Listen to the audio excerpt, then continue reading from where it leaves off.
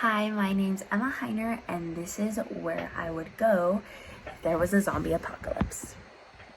So, the first thing that I did when I heard about this was think about the actual places, whether it was it continents, like um, countries, cities, even. So, the first place I genuinely thought would be a good place would be either the mountains, because I've lived in Utah my whole life, it's secluded, or the beach. Water surrounding us. From what I've seen, zombies can't go into water, but that's up to you what you want to decide. So, if I'm talking about specifically, I would say somewhere in California or even up in Wyoming, like where there's nothing. Just like you're secluded from everything, but there's still sources for you to live.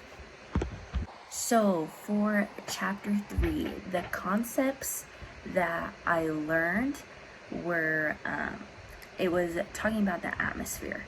So if we're talking about somewhere in Wyoming in the mountains, the atmosphere there is, obviously there's nothing there.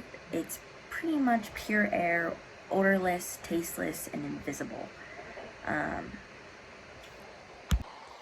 The atmosphere around us is also able to supply most of the oxygen that animals and even we receive to be able to gain energy and to live. We need that carbon dioxide from plants. We need water supply to be able to grow and flourish.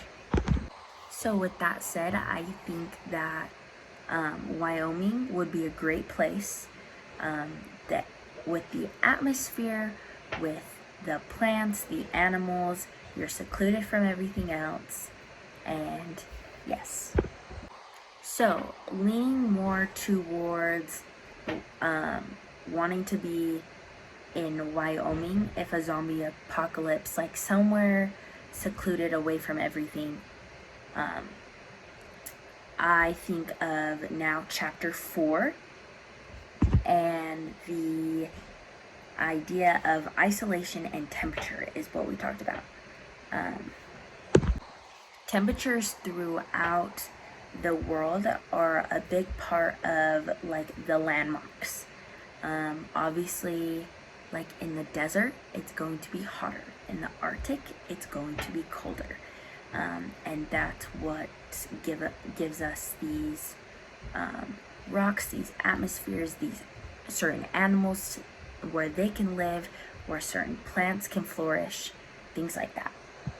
So with temperature, obviously in Wyoming, it gets colder in the winter, and in the summer, it is warmer. Is it as hot as the desert? Not necessarily, but either way, you'll be able to find places or find somewhere to be able to camp out during the zombie apocalypse. Next is chapter 5, and the concepts that I remember the most about chapter 5 that would deal with the zombie apocalypse, and part of my reasoning for Wyoming would be the temperature, the wind, and the moisture. Those are very sensitive to the atmospheric pressure. So what I think of when talking about the mountains in general is if we're in the mountain, the breeze goes through the mountain, which makes it a little colder. If we're talking in the summer, it's going to not be as bad. The cool air goes down, and heat rises. So now in chapter 6, we talked about the atmospheric moisture that is received in different areas. When talking about Wyoming, it is pretty humid. When talking about Wyoming, in chapter 6, we talk about atmospheric moisture. Moisture is very important because it's what's in the air if it's humid. But receiving moisture from any rain that's received, snow that is runoff, is very important because that's your supply of water. Now, Wyoming can be pretty cold when it comes to winter. There can be snow, there can be lots of rain, sleet, hail, just depending on the day. But in the summer, it can be quite hot, but it's fairly dry, not humid all the time. So that's something to keep in mind when talking about the apocalypse. In chapter 7, we talk about atmospheric disturbances that could happen. I know that with Wyoming, they have there could be different fronts. And in the world, we have like a cold front, a warm front. There's different types. With a cold front, there is going to be heavy precipitation in Wyoming during those colder months.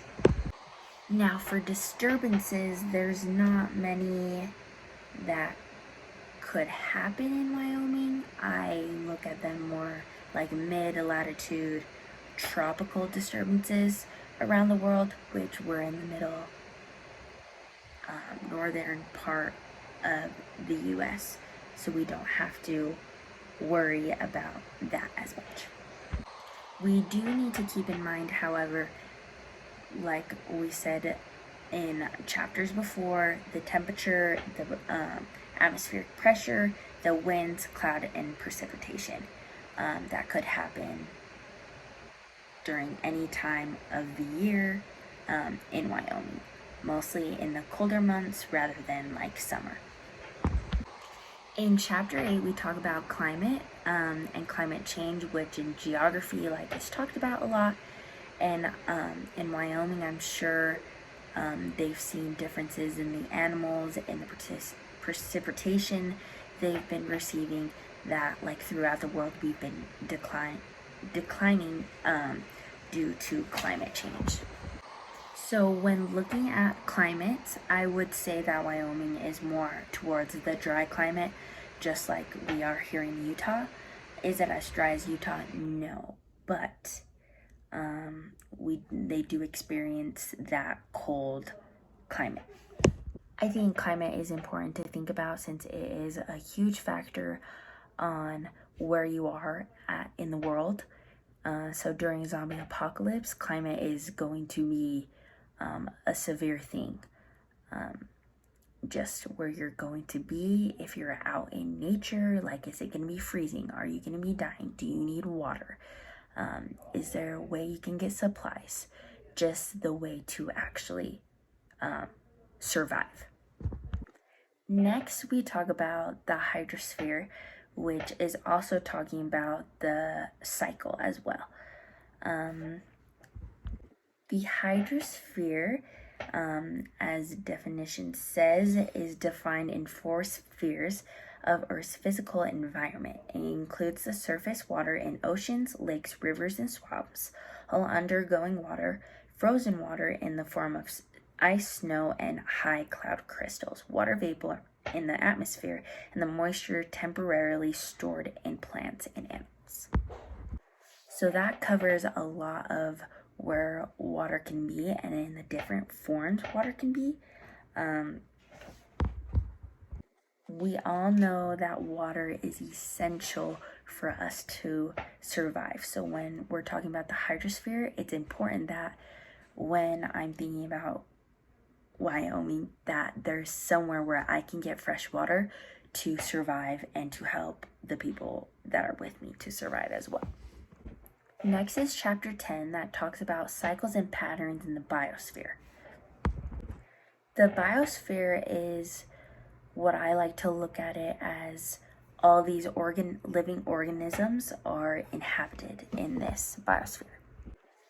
That would include the plants and the animals and the impact they have on this biosphere, which in this case we are talking about Wyoming, which is surrounded by mountains. You have all sorts of animals, and you have certain plants living there. And they wouldn't be able to survive if they didn't have the certain climate, the certain atmospheric pressure. And when thinking about this apocalypse, I think of how the plants help the animals and how I can hunt the animals, worse comes worse. And there's streams and lakes where I can figure out how to get fresh water. And there's trees around me that I can make a fire just to be able to stay alive. Chapter 11 was a little harder for me to find certain concepts, but what I got from it was how important the ecosystem is. The ecosystem is an ecological system that includes the plants and the animals and how they're able to adapt to their surroundings. Just like how I would have to adapt to my surrounding in Wyoming if I were stuck there. An ecosystem is what I think of with all the animals having to learn how to adapt with the non-living things as well. Environmental adaptations are important when talking in this chapter because certain plants aren't able to thrive in this environment, on a colder environment. Like a cactus probably wouldn't be able to survive as well as it would in Arizona due to the climate change. Same with like a pine tree in Wyoming versus in Arizona again. Adaptation is important when talking about where to be during this because it could be very influential of how your ecosystem is with where you're trying to adapt to live. Chapter 12. I remember chapter 12 specifically, especially the exercise that we did with the cups in the soil. Through that, I started understanding how influential soil is for us, and the nutrients that it gives plants to absorb, so photosynthesis can happen so we can gain that energy from those plants. Soil is essential to certain rock forms, for animals, for them to get their food from plants, and just the way that we live. So when talking in this apocalypse, it's important that Wyoming has good soil so we're able to continue to find that food, to find that energy supply. And last but not least, chapter 13, the landform study. When talking about Wyoming, Wyoming sits in the mountains where there's lakes and streams and deer and elk and moose, little chipmunks running around. Big pines are able to flourish. There's sagebrush, things like that, where crops can grow. There's even cows and, like I said, deer and elk to hunt. So, and it's secluded. So I think when thinking about landform, it's important because that sets up exactly how you're going to live during the zombie apocalypse. Those are all 13 chapters and each concepts that I thought of while talking about the zombie apocalypse. So thank you for this semester, and yeah.